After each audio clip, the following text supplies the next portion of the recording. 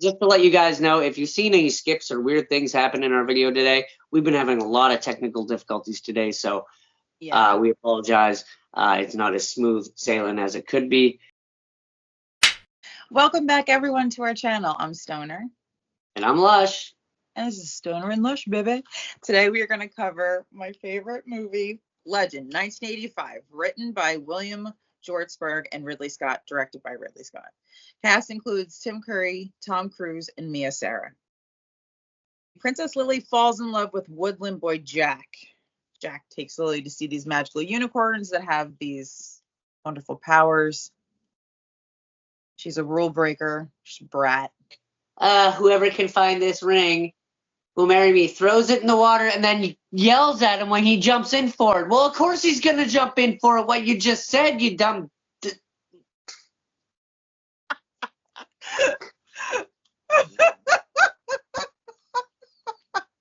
That bothered me a little bit.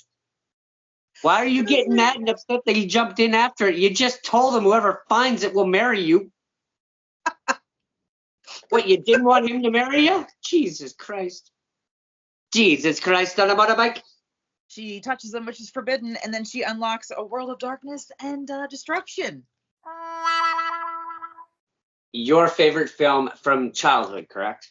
Yes. Okay. So the nostalgia is what makes this film so good for you. It was my first, love of movies. I was so attached to it. Right. So me and my wife were watching it. You know, this is my first time watching it. Her first time watching it. She turns and looks at me and says, "This is pretty bad." And I don't want to beat your ass, but I will beat your ass.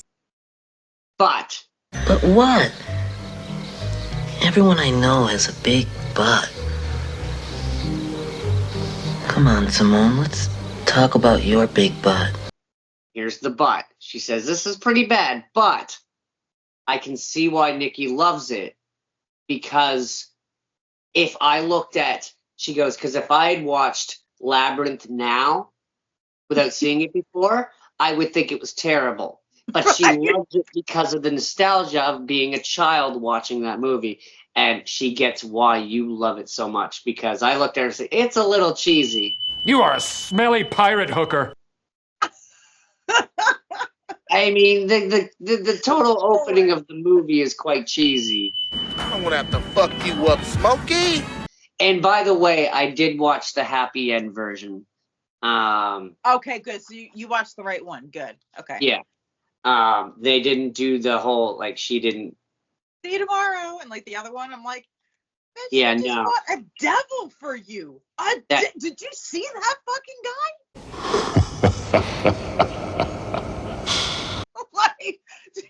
I'll see you tomorrow, bitch.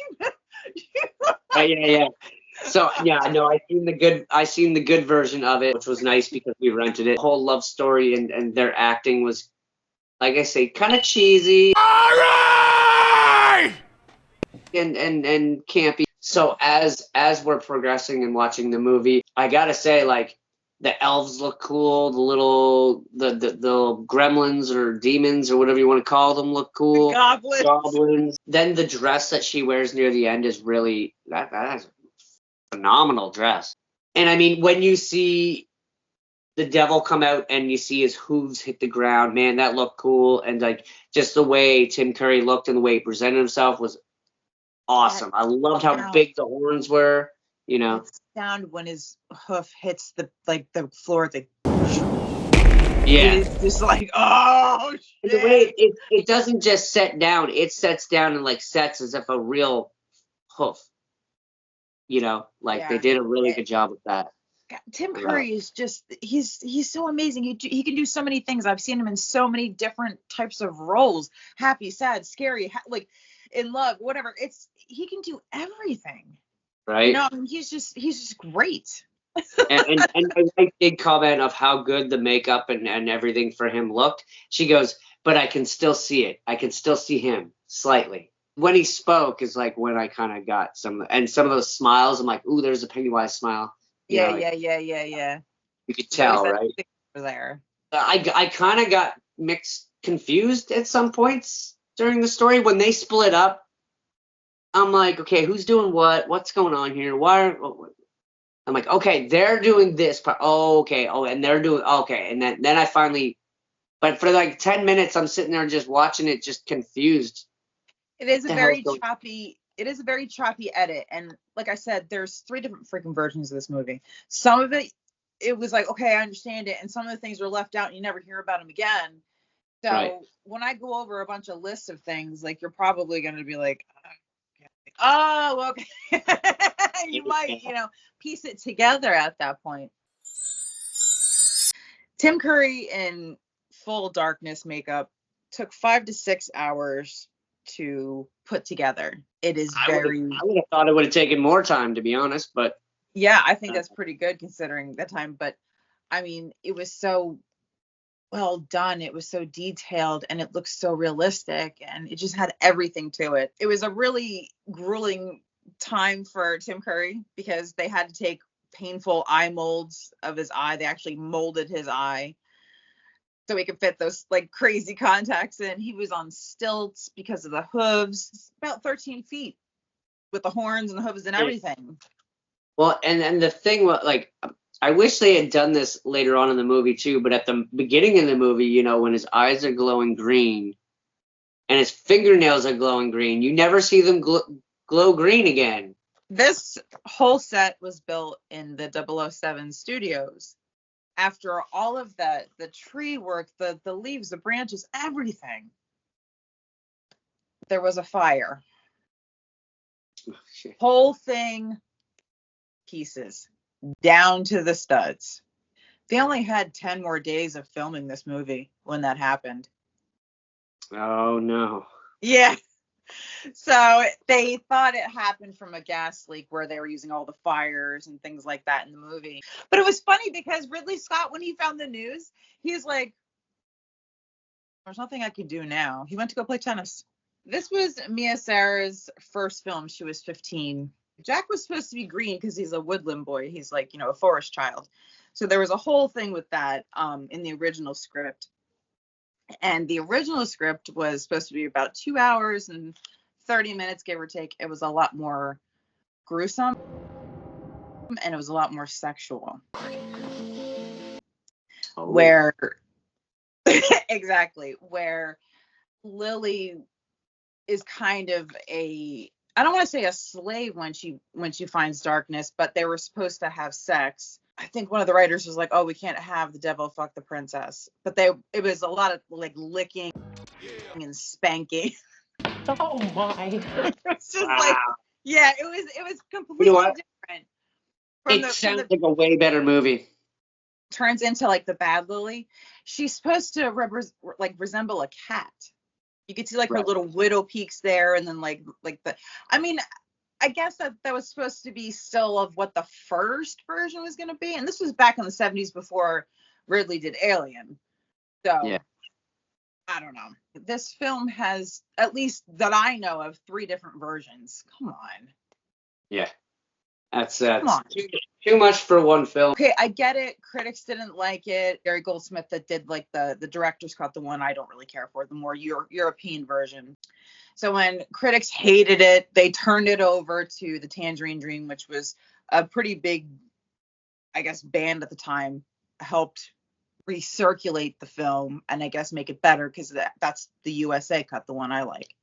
Right. But yeah. It's just like, all right, just do one and be done, okay? To find those white horses for the unicorns, they had to go to the south of Spain. Wow. Yeah. The ring dive scene where you were just talking about, Jack was going in after the ring. It's funny because they shot that in Florida. I believe it was close to the Everglades, or maybe it was the Everglades, but the underwater scenes, there was cameramen and like just waiting for, the actor just to dive in.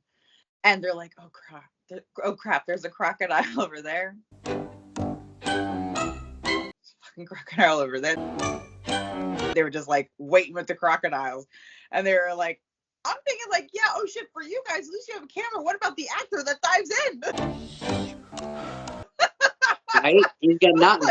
And he's wearing like Peter Pan clothes because he's barely got anything on. He also, in that scene where you see Lily scream for Jack, and then everything starts to turn dark, and then you see like a backup shot of Lily on a cliff.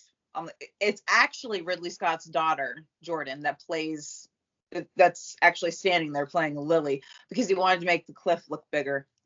Okay. And here I thought it was really strange at first. I'm like, when Jack comes up out of the water, he's stuck under ice and he breaks through it, and then everything's all frozen and stuff. I'm like, well, for one, he's gonna get hypothermia because he ain't wearing no clothes. Wow. And two, I was like, why is this so? I'm like, oh, because the one unicorn died, hell's freezing over. Precisely, Robin. Gotcha. I got the metaphor. I figured that out. The goblin Blix with the really long nose that talks to darkness in the beginning, they focused the mold of that face on Keith Richards. You know You what? can see that. I can kind of see that, yeah. Tom Cruise's father died during filming, so everything once again was halted and stopped. Meg Mucklebones. Do you know that character? The sea witch in the swamp that like shoots up. And Yeah. The actor who played Meg, Robert Picardo, that whole suit was rubber latex and it just absorbs the water. And he had to shoot up out of the water with this big, heavy suit. And he had to shoot out of the water and act. And all the... No! Mia Sara was loved at the audition. Tim Curry, they saw from Rocky Horror Picture Show, absolutely loved his performance, thought he'd be great in the movie, the film. For the role of Jack, they tried Johnny Depp, Jim Carrey, and this cracks me up, Robert Downey Jr. Wow. Could you forgive like Robert Downey Jr. Like, okay, so you want me to get this ring? What are you going for? The heavy disassociated artist thing or the I'm going blind thing? Huh? To marry you? Are you somebody famous? Oh, it's the death thing. Oh! I like that. Like I can just see him doing that. You know, like I can't see him doing this serious role at all.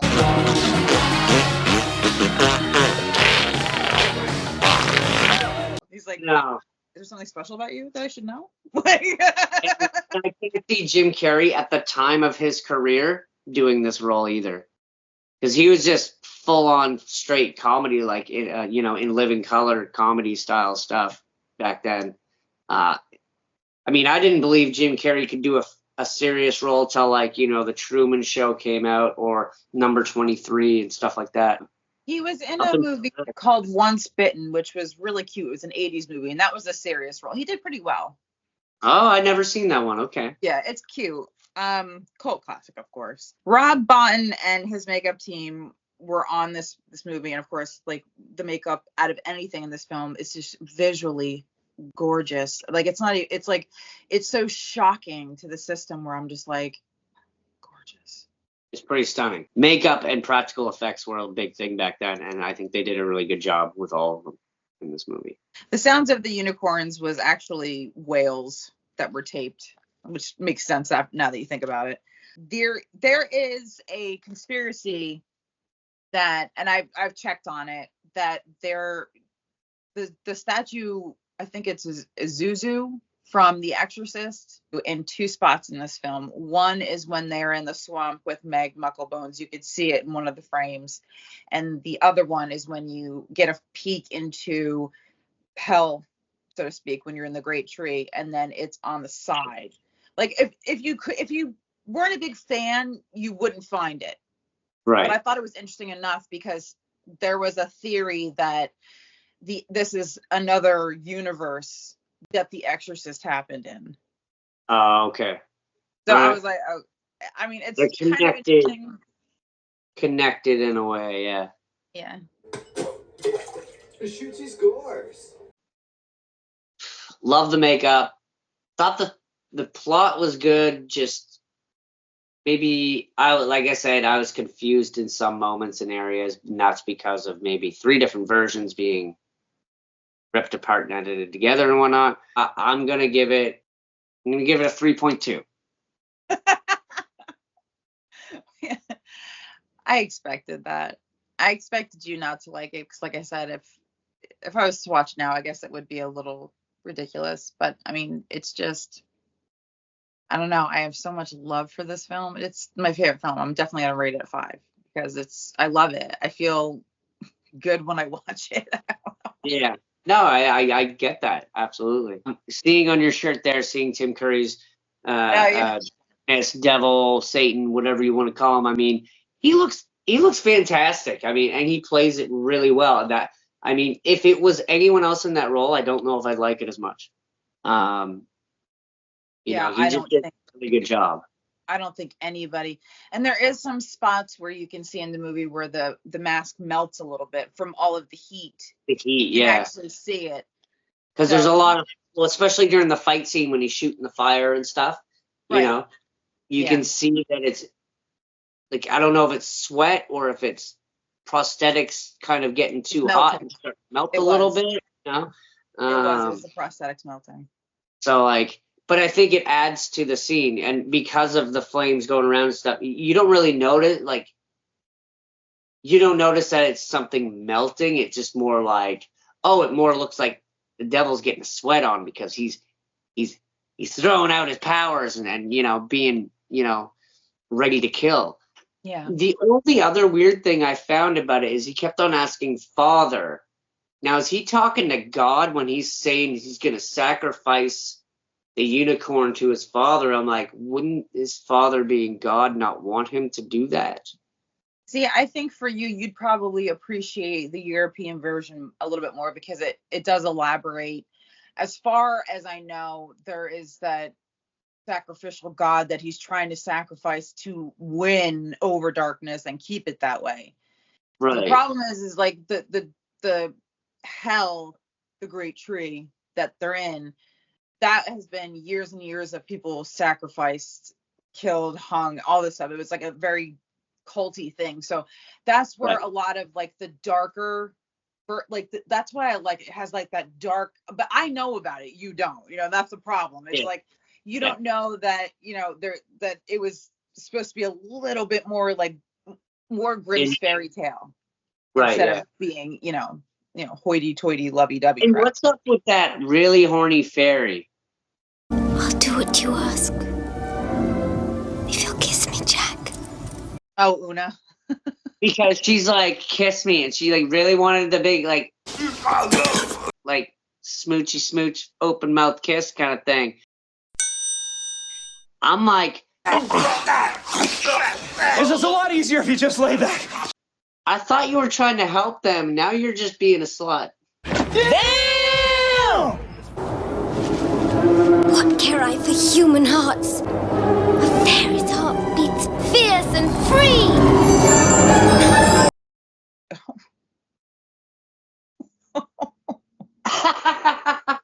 I'm sorry, but yeah. She wasn't willing to help unless she got a good smooch. And that she even changed her face to be like the girl Lily so that he would. He didn't fall for it though. But no, he didn't. He did end up helping them, obviously, but I think I thought that was kind of strange. I was like, this is going a weird direction. What's happening here? Well, I think it's probably a fairy doing a lot of work and she wants her cut of it too. She's sacrificing her life as well. And she figures, well, why not? It might work. Well, she gave up the truth that she can grow big and stuff, and her elf friends had no idea. Yeah. Right? Mm-hmm. She's been lying to them for eons or something. I don't know. But overall, I mean, pretty decent movie. Yeah, so, I know. I love it forever. It's just something that's very, I don't know. I just love the dark, sinister side of it. I like the deep underground story. I think if anything was going to be remade, I don't want to say it should be that one because it's beautiful the way it is. Don't fucking touch it. But like, if you want to do like an underground story, just don't mess it up. Yeah. Which they probably will. So don't touch it. But on that note, please hit that like, subscribe, notification bell, and please leave us a comment and tell us what you think of the movie. And until next time, guys. Bye. Bye.